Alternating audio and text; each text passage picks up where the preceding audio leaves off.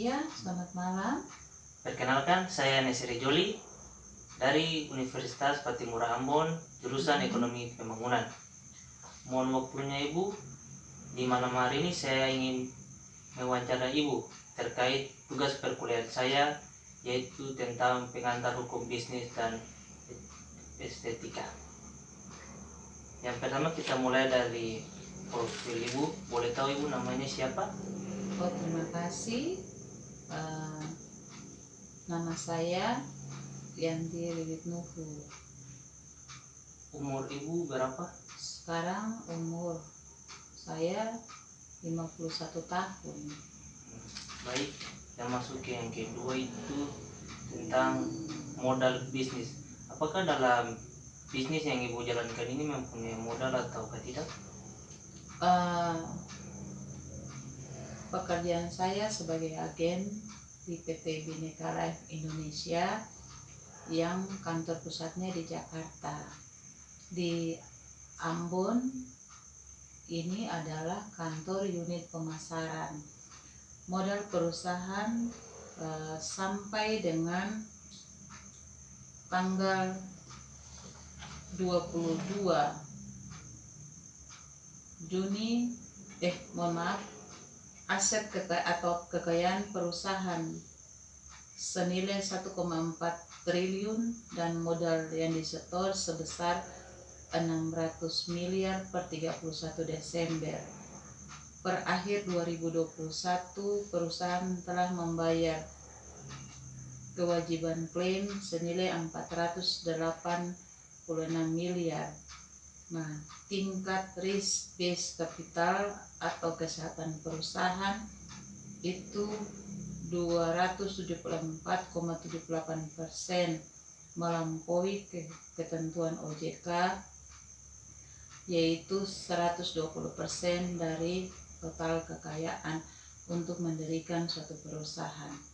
Bhinneka Life terus melakukan pembaruan dan pengembangan produk dan layanan untuk senantiasa memenuhi kebutuhan nasabah.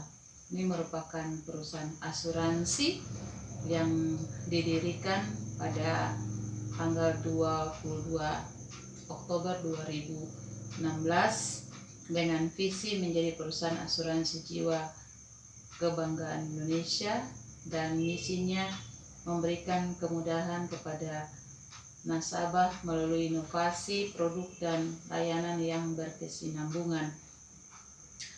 Selanjutnya, membangun sumber daya manusia yang berintegritas tinggi dan handal, dan memberikan kontribusi kepada seluruh pemangku kepentingan. Itu yang menjadi visi dan misi dari Bhinneka Life.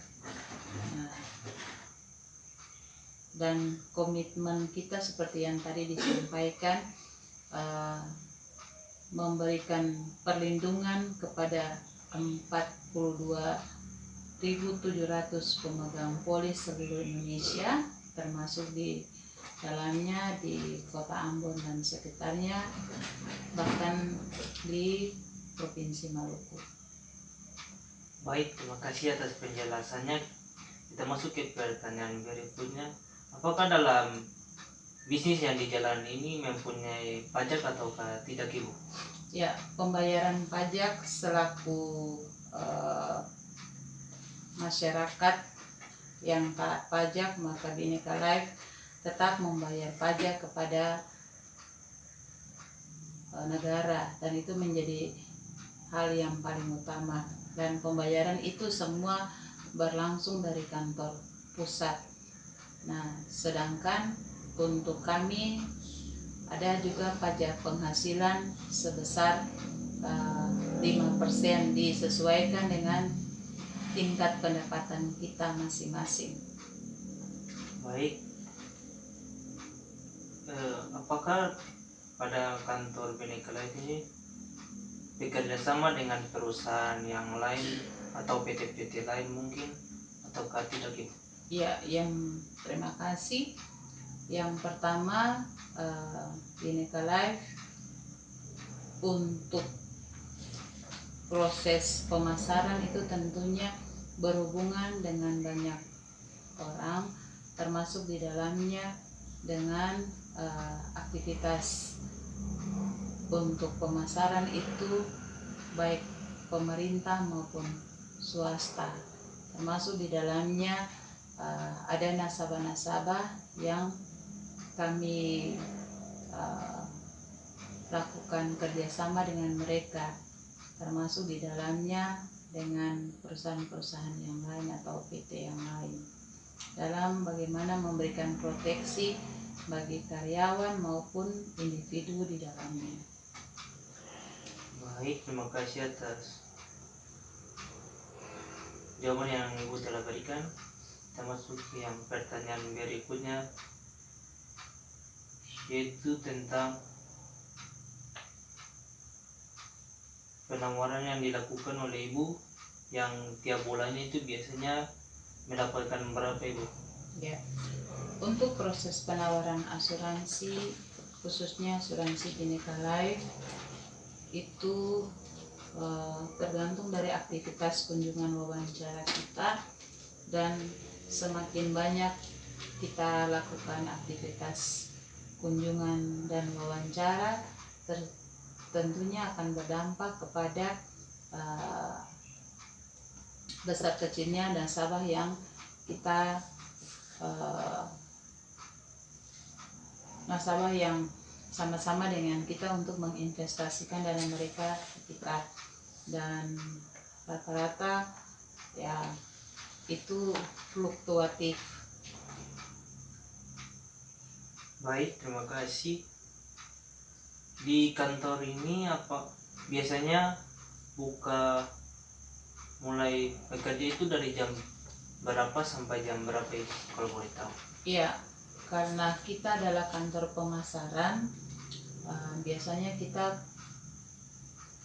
pelayanannya kepada masyarakat itu lebih banyak di luar, dan kita biasanya dari jam 9 sampai jam 4. Tapi untuk pelayanan kantor pusat dari jam 8 pagi sampai jam 5 sore.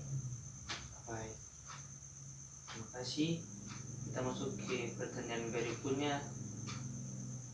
Apakah kantor pemasaran ini milik Ibu sendiri atau milik perusahaan?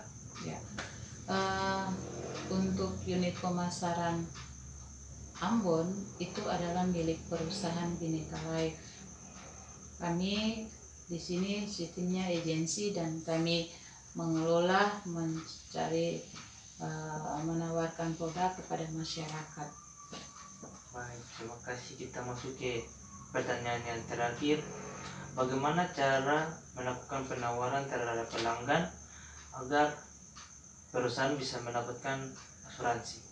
Ya, terima kasih. Penawaran kepada masyarakat umum yaitu kita lakukan kunjungan wawancara ke rumah, kantor ataupun instansi, sehingga kita sesuaikan dengan kebutuhan dan keinginan mereka. Nah, dari situ kita akan tawarkan produk yang sesuai, sehingga bagaimana mereka bisa merencanakan keuangan keluarga mereka dan untuk kebutuhan mereka di masa yang akan datang. Nah, kalau dirasa pas dan sesuai, biasanya nasabah langsung kita buatkan dia punya ilustrasi proses penawaran, dan selanjutnya setelah closing mereka akan langsung berhubungan dengan pihak perbankan. Nah, dalam bentuk transaksi semuanya lewat perbankan. Mungkin itu. Iya, baik, terima kasih Ibu. Mungkin itu saja pertanyaan-pertanyaan dari saya. Dan di hari ini juga saya akan menutup wawancara ini. Sekian dan terima kasih. Old, don't fuck with them. Old, don't fuck with them. Old.